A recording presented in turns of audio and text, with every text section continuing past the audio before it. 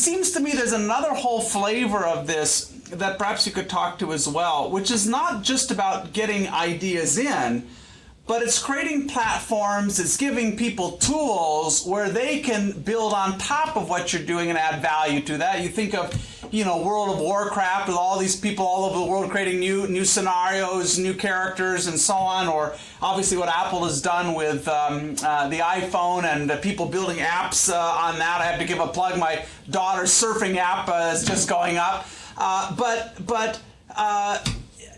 Tell us about that, because that seems a little different in character than the one where you're simply saying, who has an idea, how do we find those things, how do we bring them back inside of our company?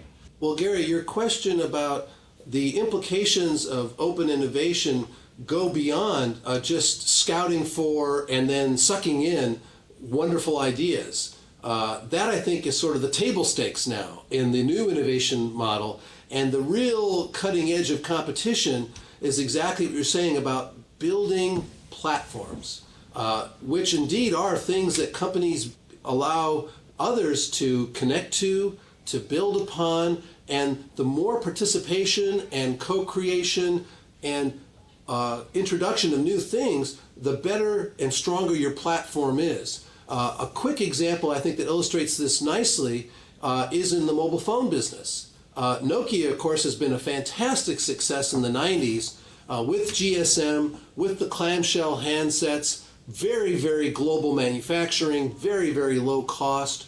And after doing all this incredible work, driving to the #1 position in the industry, they're now being completely undercut by a whole different approach from companies like not only Apple, but also Research in Motion with the BlackBerry and Google with Android. And these are not just products. These are actual platforms supported by hundreds, or in some cases thousands, of other companies building tens of thousands. And I think Apple's now announced more than 200,000 applications available for its iPhone, its iPad, all available on iTunes and the App Store and what have you.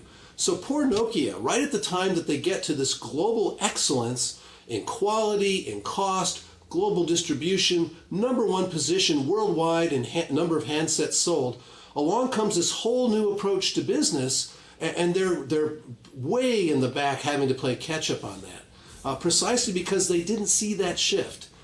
They still think it's about a better handset with a better antenna, bigger screen, longer battery life, clearer signal. Those are now just taken for given, as given, and now the competition is, once I get my phone, what more can I do with it? And who out there is helping me do more with it faster? And how does that help me use my device as a gateway to access all kinds of functions and services that 5 years ago none of us thought of using our mobile phones for? And it's really, in a nutshell, this idea of platform competition that, although I'm using mobile phones as the example, I'm seeing this in lots and lots of industries, where the companies that are creating ways for others to engage and build on top of it, those are the ones that are moving to the front in terms of market leadership.